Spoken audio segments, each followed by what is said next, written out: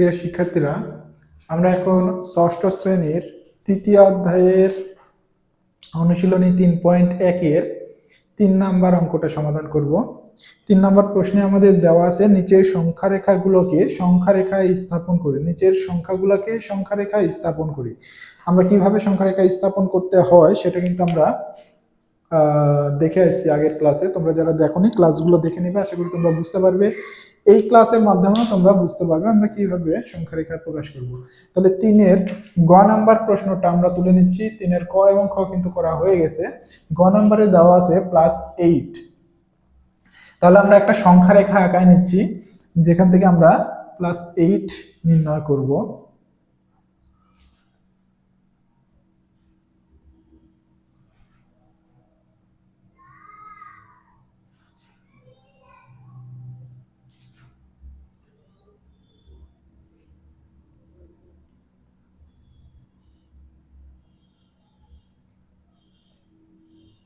তোমরা অবশ্যই স্কেল দিয়ে একটা সরল রেখা আঁকা নিবে এভাবে। এখন আমি এই মাঝখানে হচ্ছে জিরো বিন্দু স্থাপন করলাম। সরল সংখ্যা রেখা প্রকাশ করার জন্য আমরা যে সরল রেখাটা নিব সেটা কিন্তু অবশ্যই আমাদের প্লাস একদিকে অর্থাৎ জিরো বিন্দু থেকে ডান দিকে আমাদের প্লাস বা ধনাত্মক পূর্ণ সংখ্যার মান নিতে হবে এবং জিরো থেকে বাম দিকে আমাদের ঋণাত্মক পূর্ণ সংখ্যার মানগুলো নিতে হবে। তাহলে আমি জিরো বিন্দু স্থাপন করলাম এবং আমাদের +8 ঘর আছে। আমাদের অবশ্যই ডান দিকে কমপক্ষে 8 ঘর থাকতে হবে। তাহলে 1 2 3 4 5 6 7, আমরা আরেকটু বড় করে নিচ্ছি 8।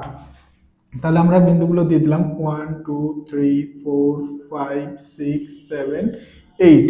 দেখো, এরপরে আমরা বাম দিকে একইভাবে 1 2 3 4 5 6 7 8 9 1 -1 -2 -3 -4 -5 -6 -7 -8 -9।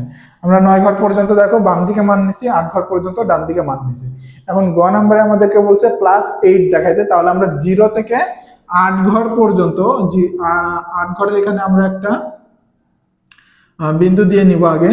তারপরে আমরা 0 থেকে 8 ঘর পর্যন্ত এইভাবে একটা সরল রেখা দিয়ে দেখাই দেবো আমাদের এই মানটা কিন্তু +8 প্রকাশ করতেছে সংখ্যা রেখাতে। তাহলে +8 প্রকাশ করতেছে। তাহলে আমরা এখানে নিচে লিখে দেব সংখ্যা রেখায়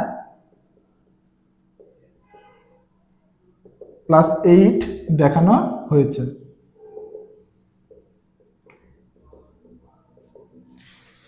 আশা করি তোমরা এই অঙ্কটা বুঝতে পারছো।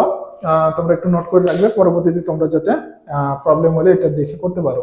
এরপরে ঘ নাম্বারে আমাদের আবার দেওয়া আছে দেখো -1। তাহলে আমি এখানে ঘ নাম্বারটা এই সরল রেখাতেই, এই সংখ্যা রেখাতেই আমি ঘ নাম্বারটা দেখাচ্ছি। দেখো, ঘ নাম্বারে বলা হয়েছে -1 দেখানো লাগবে।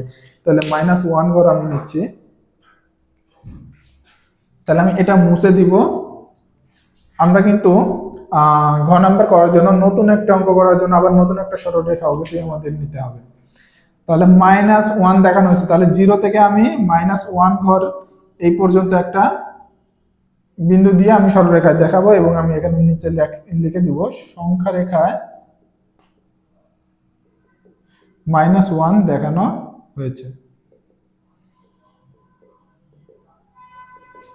আশা করি তোমরা বুঝতে পারছো কিভাবে আমাদের সংখ্যা রেখায় মানগুলো আমরা প্রকাশ করব। তোমরা এখন নিজেরাও এইভাবে প্র্যাকটিস করতে পারবে বিভিন্ন সংখ্যা দিয়ে।